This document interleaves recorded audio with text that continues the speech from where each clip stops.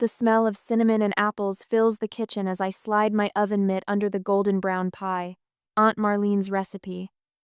3 cups of thinly sliced Granny Smiths, a 1/4 cup more sugar than most people use, and a pinch of nutmeg that makes all the difference.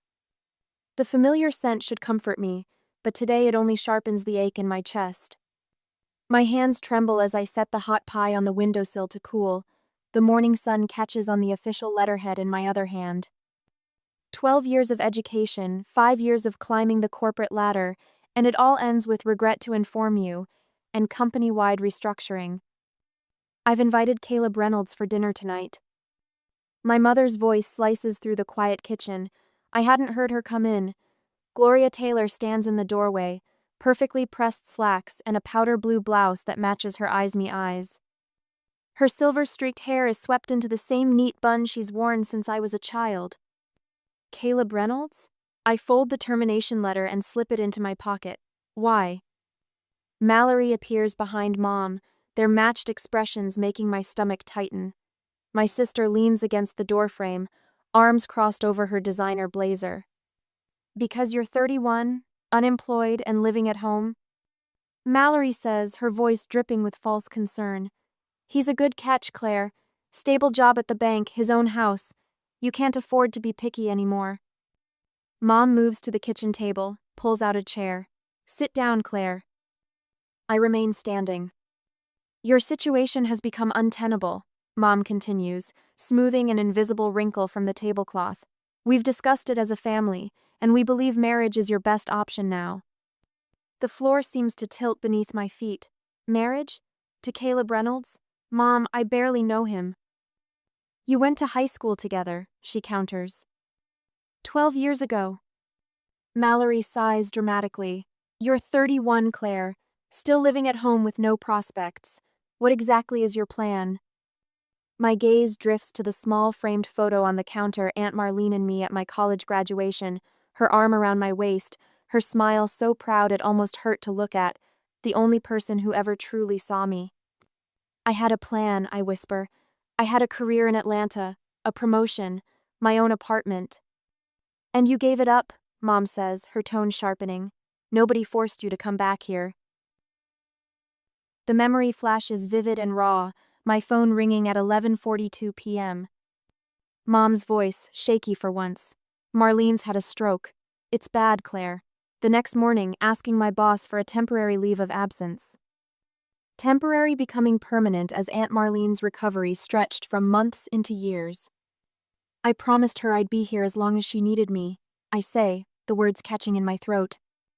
And you were, Mom says, her voice softening into something more dangerous than anger. We all made sacrifices for Marlene. This family has always taken care of its own. She reaches for my hand across the table. Now it's time to take care of you. I pull my hand back. By marrying me off to a stranger? By securing your future, Mom corrects. After everything we've done for you. Everything you've done for me? The words burst out before I can stop them. Mallory jumps in. We kept a roof over your head when you came back with nothing.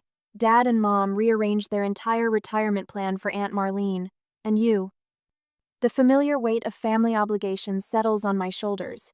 I turn away, opening my purse on the counter. My bank app glows on my phone screen. Available balance $732.18. There's nothing under $900 a month for rent in Meadowbrook, Mom says, reading my thoughts. Not in any neighborhood where you'd be safe. I close my eyes. She's right. I've checked. Without this marriage, you'll need to find somewhere else to live. Mom says, delivering the final blow with perfect calm. We've been patient, Claire, but it's time for you to stand on your own 2 feet. 2 weeks later, I stand in the county clerk's office. 15 guests, including the justice of the peace.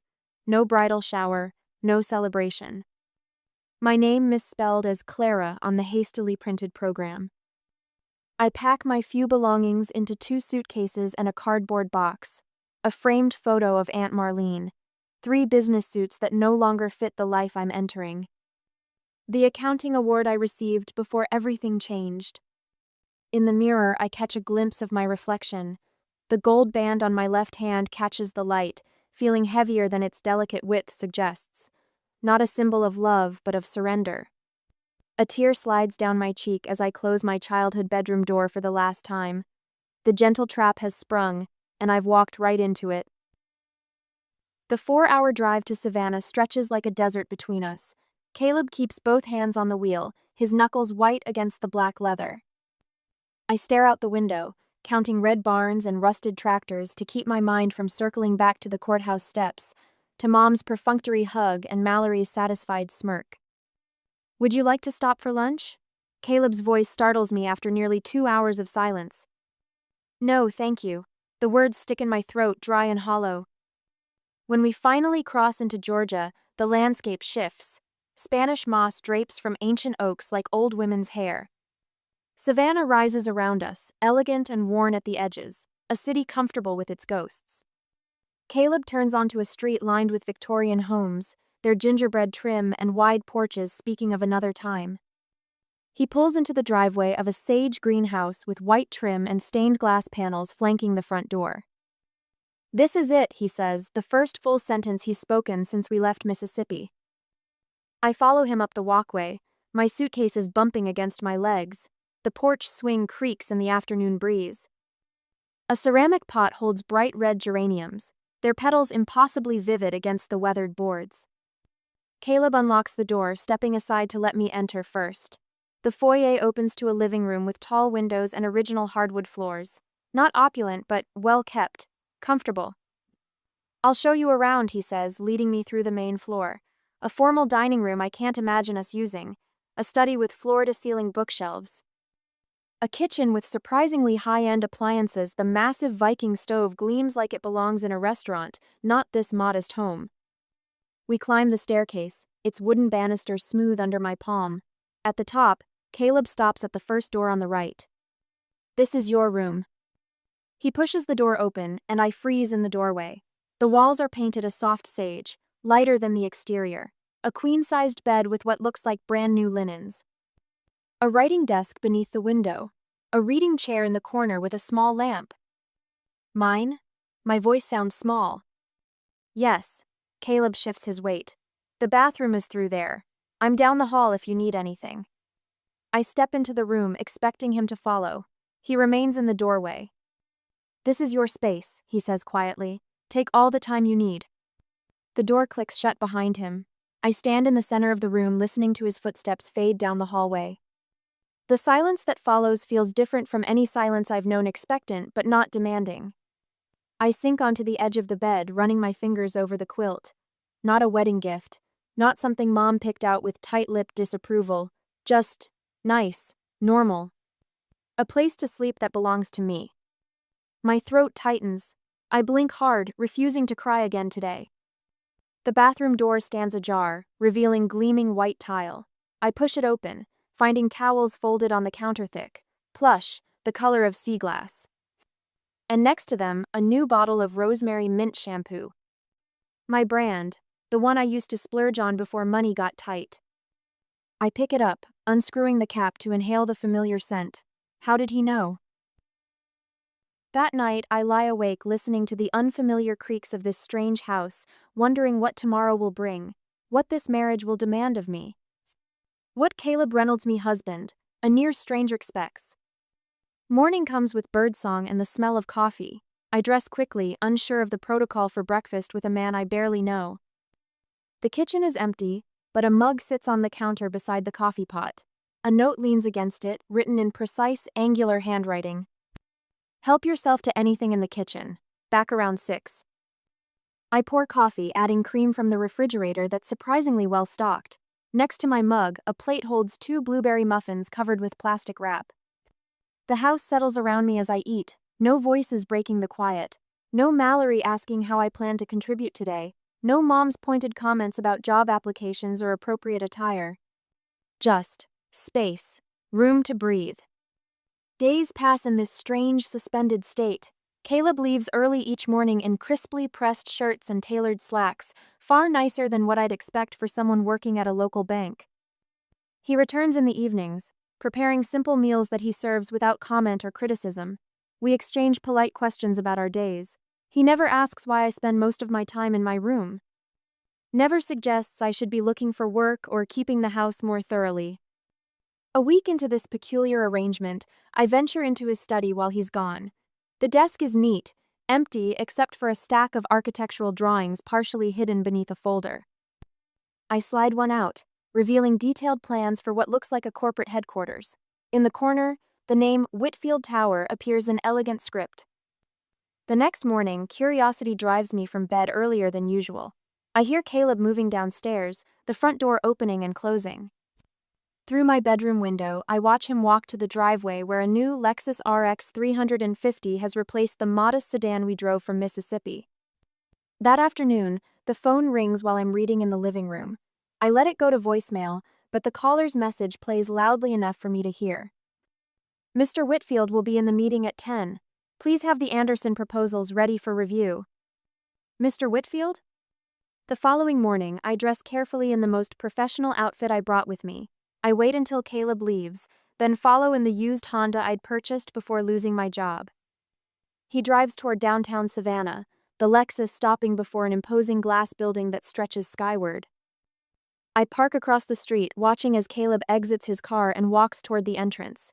The security guard nods respectfully. Good morning, Mr. Whitfield. My husband, the bank employee, the modest homeowner, Caleb Reynolds smiles and disappears inside Whitfield Tower. That evening, I sit at the dining room table, a business magazine open before me. The article profiles Savannah's wealthiest families.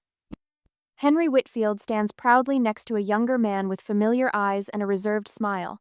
The caption reads, Henry Whitfield and son Caleb prepare for Whitfield Enterprises expansion. I trace my finger over the photo, understanding blooming like a storm cloud. My new husband isn't Caleb Reynolds at all.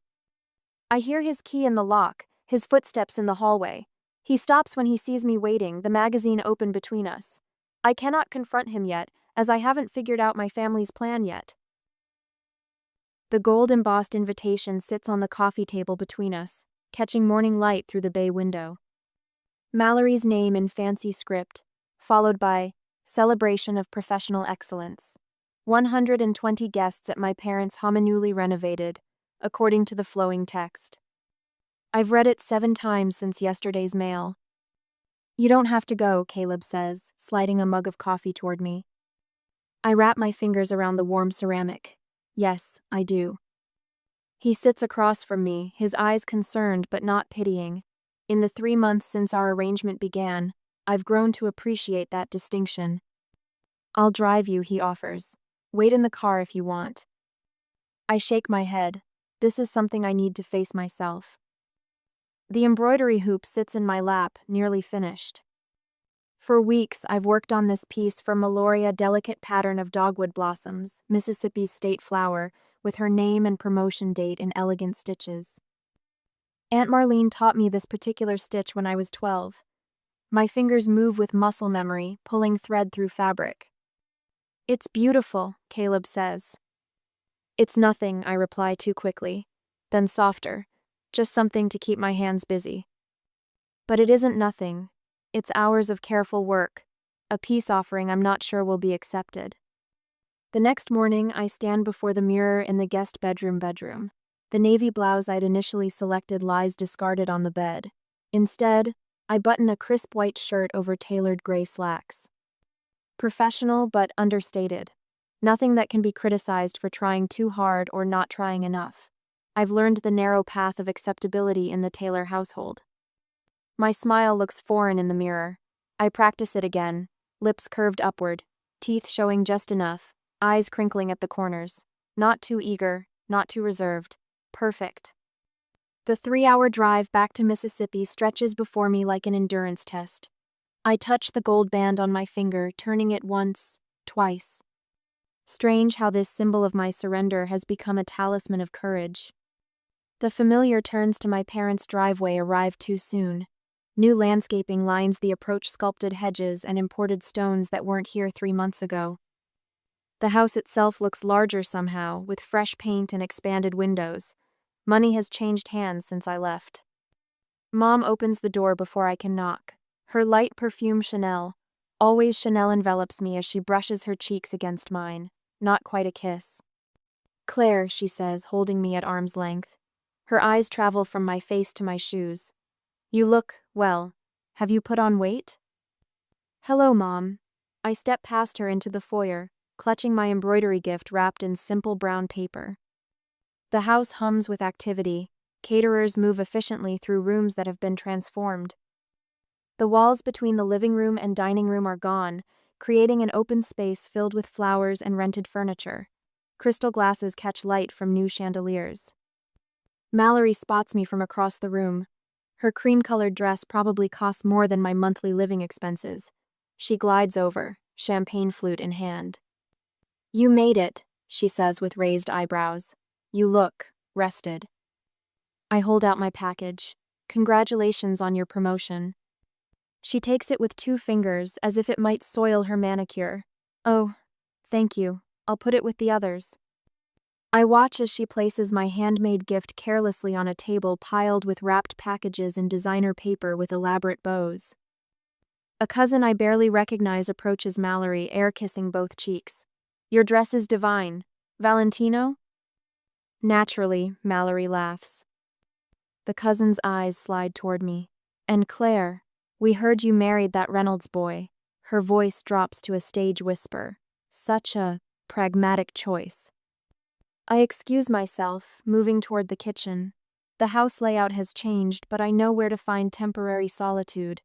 The kitchen has always been staff territory during parties, not family space. I push through the swinging door, grateful for the relative quiet. Leaning against a counter, I close my eyes for just a moment. Voices drift in from the adjacent room, Mom's sunroom. If the renovation kept it where it used to be, the door must be ajar. Claire was always the disappointment, Mom's voice clear as crystal. Robert and I tried everything. Some children simply lack ambition. Or talent, Mallory adds with a laugh that slices through me. She's just a charity case. Caleb will tire of her soon enough. A man's voice, Dad murmurs something indistinct. Exactly, Mom responds. We did her a favor. She belongs at the bottom. My hand grips the counter edge, knuckles white. The kitchen spins slightly, and I focus on the tile pattern until it steadies. They've always whispered these things about me, but hearing the words spoken so plainly, without the veneer of concern they normally paint over their contempt, it stops my breath. In this moment, family history rewrites itself in my mind. The opportunities they created for me, the support they provided, the concern about my choices.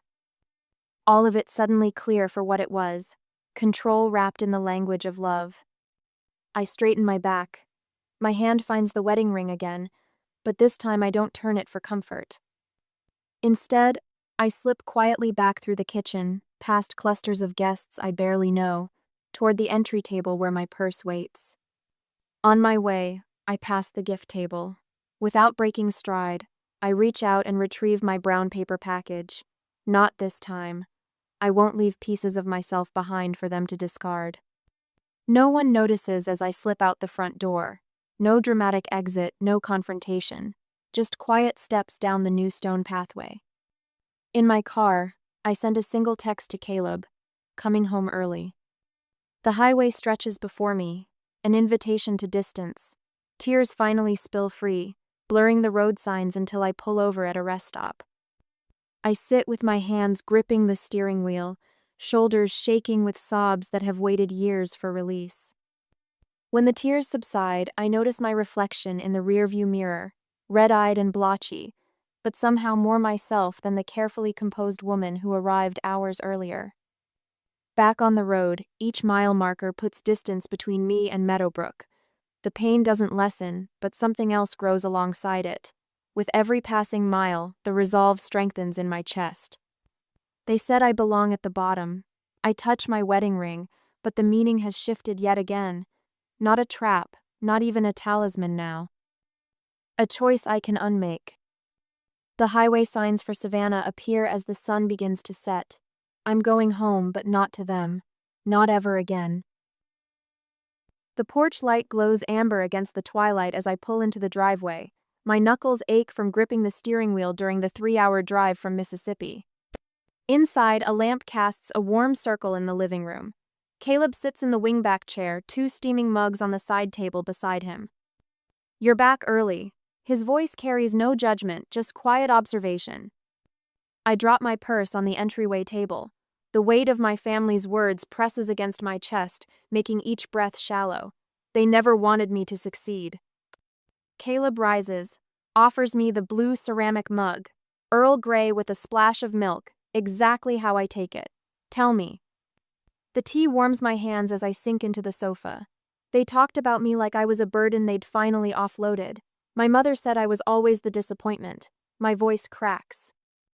Mallory laughed about it, said I belonged at the bottom.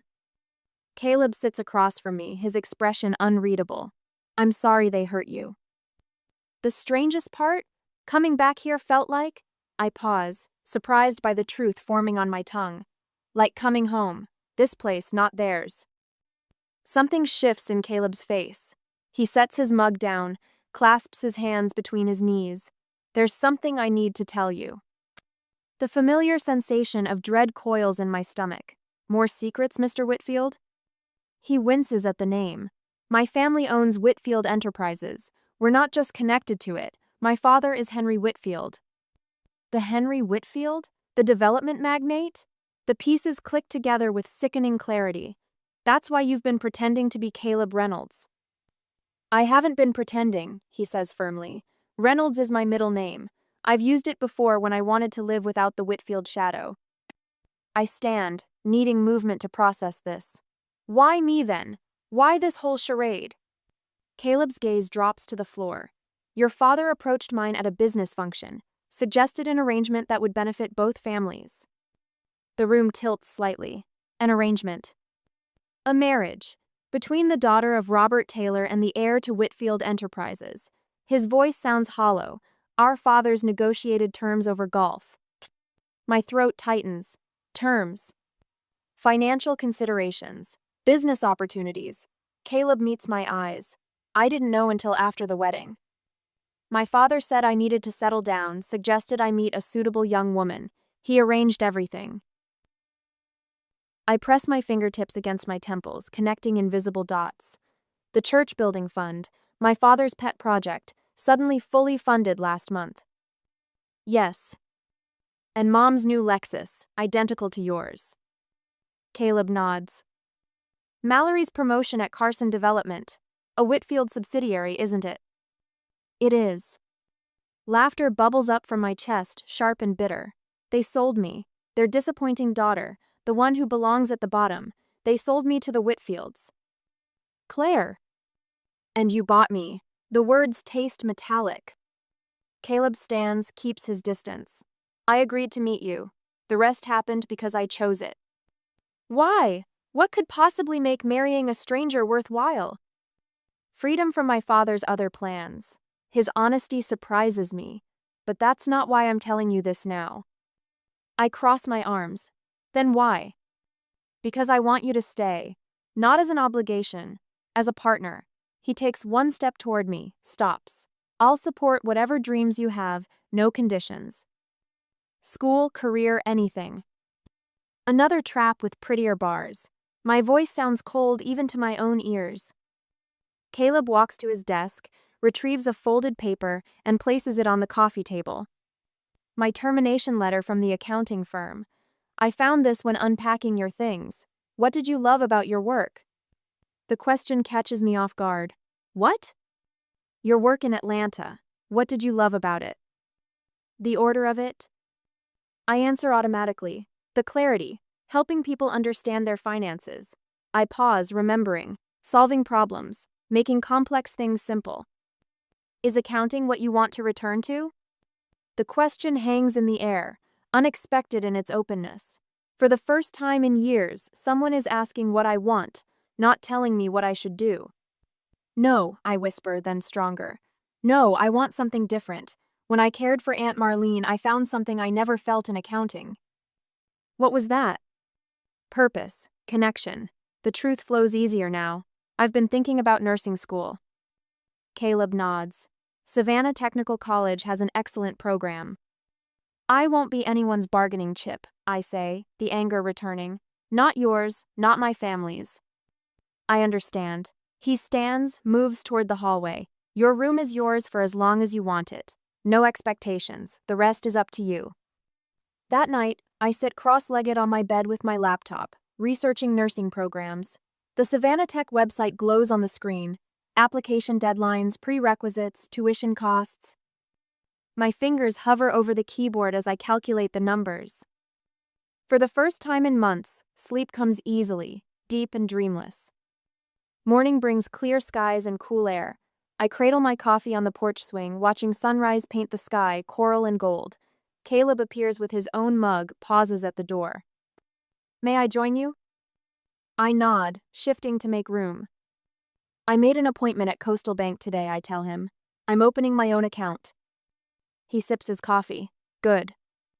And I'm applying for the fall nursing program. Also good. I pull an envelope from my pocket. This is for my family. I'd appreciate if you'd mail it for me. Inside, the misspelled wedding program with 3 words written on it. My name is Claire. The swing creaks gently as we sit in silence, watching the neighborhood come alive. For the first time since Atlanta, contentment settles over me like the morning sun, cautious but warming. Next week, the nursing classroom buzzes with activity as I slip into an empty seat in the 3rd row. 28 students, most older than typical college age, shuffle papers and compare syllabi. Professor Wilson, a woman with silver-streaked black hair and rectangular glasses, arranges her materials at the podium. My heart pounds against my ribs as she calls the class to order. Welcome to Fundamentals of Nursing at Savannah Technical College, she says. Before we dive into the curriculum, I'd like us to introduce ourselves. Tell us your name and why you've chosen nursing as your path. One by one, students rise. A former teacher who wants more hands-on care work. A retired military medic translating his skills to civilian life. A single father seeking stable income for his family. When my turn comes, I stand on wobbly legs. The room shrinks to a pinpoint of focus. I'm Claire Taylor, I say, my voice steadier than I expect, and I'm starting over. Professor Wilson tilts her head slightly, studying me with sharp blue eyes. Sometimes those who start over bring the richest perspective to nursing. Welcome, Claire. The simple acknowledgement sends warmth spreading through my chest. No one has looked at me like that, like I might have something valuable to offer in years. Later that afternoon, I sort through textbooks at our kitchen table when Caleb arrives home. He loosens his tie and drops his keys in the ceramic bowl by the door, a routine we've developed over the past few weeks.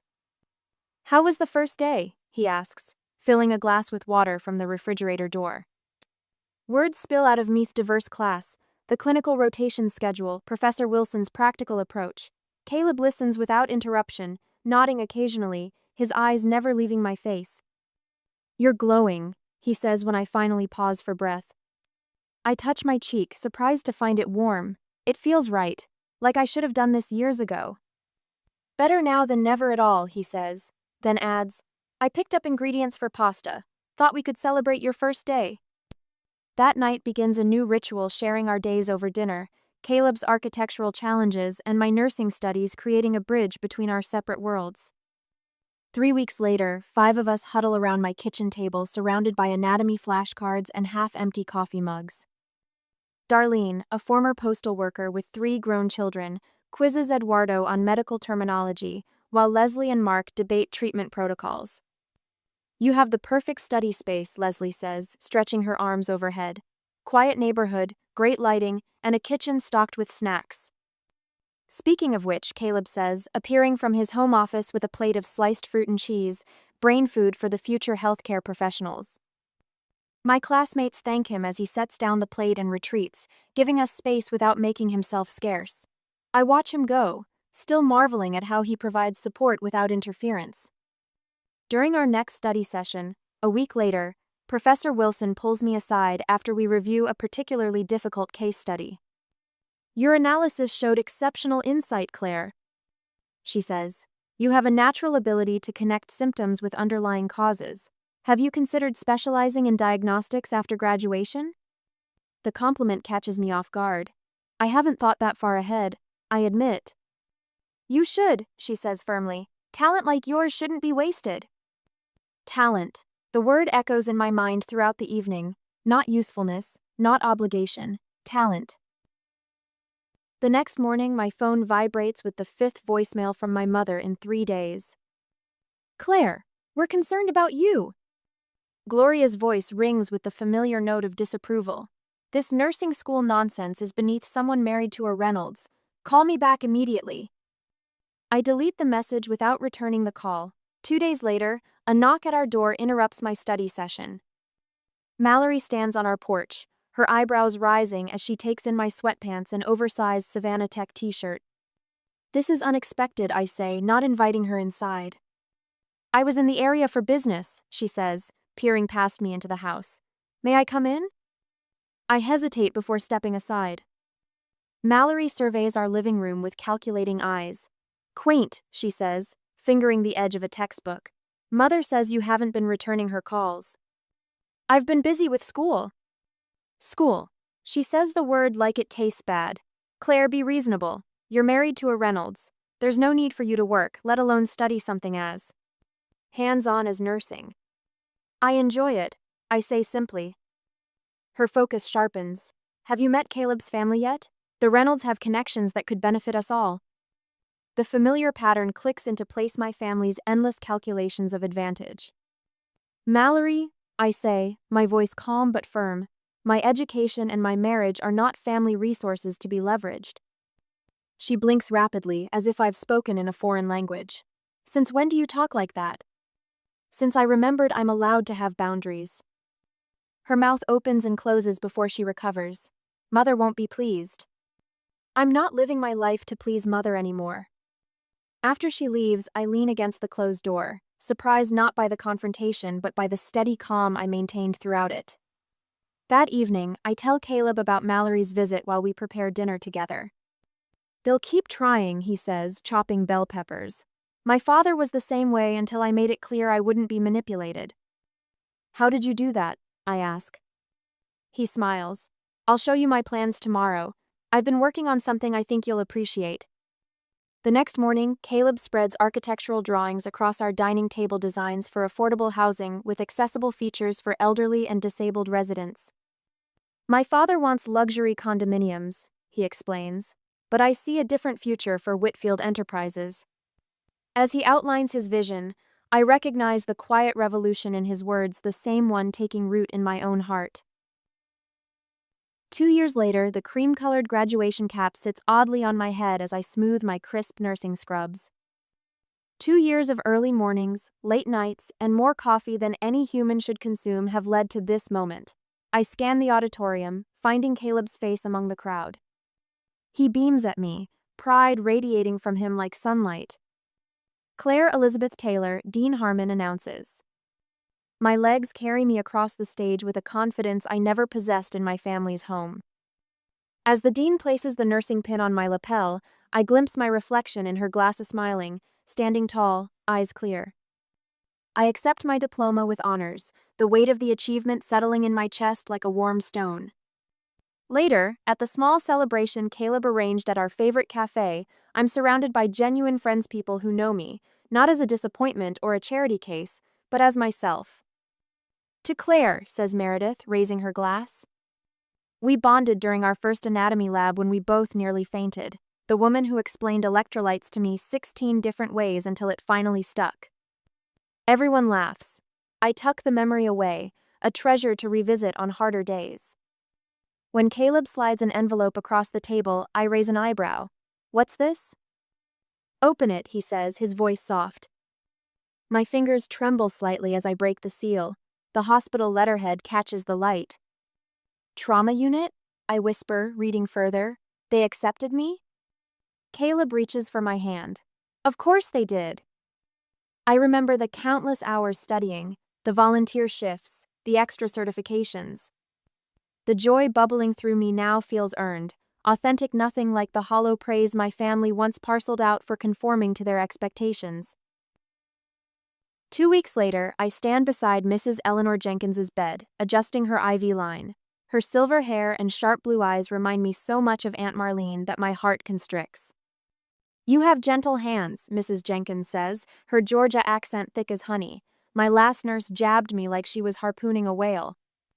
I laugh, checking her vitals. I had a good teacher. My aunt taught me that care isn't just about doing things right, it's about doing them with respect. Mrs. Jenkins nods, her eyes drifting closed. I tuck her blanket around her feet the way Aunt Marlene always preferred, from the bottom corners first. You're a natural at this, Dr. Reeves says, appearing at my shoulder to review the chart. Some people take years to develop that balance of efficiency and compassion. I found where I belong, I say simply. During my break, I call Caleb. When he answers, I don't waste time with preliminaries. Mrs. Jenkins is responding to the new medication. Her daughter cried when I told her. That's wonderful, Claire, he says, understanding what I'm really saying, that today, I made a difference. Last month, a mutual acquaintance mentioned Mallory's divorce.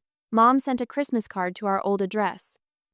I slid both pieces of information into a mental file labeled, "Not my problem," a boundary that would have been unthinkable 3 years ago. The scholarship fund sits open on my laptop when I return home. The Marlene Taylor Education Fund for Second Chance, small but growing. The first recipient starts nursing classes next semester, a woman with 3 children who cared for her father through terminal cancer. That evening, Caleb and I sit on the porch swing, watching fireflies appear in the gathering dusk. I've been thinking, he says, thumb tracing circles on my palm, about renewing our vows. I turn to study his face. Do you regret how we started? Never, he says firmly. But I'd like us to choose each other this time, officially. The idea settles into me, fitting perfectly. I'd like that. Let's write our own vows this time. Later, standing in our garden as sunset paints the sky coral and gold, I look at our home built on truth rather than obligation. The air smells of jasmine and possibility. I found my way, Aunt Marlene, I whisper. What part of your story are you ready to reclaim? Sometimes the quietest revolutions create the most lasting change.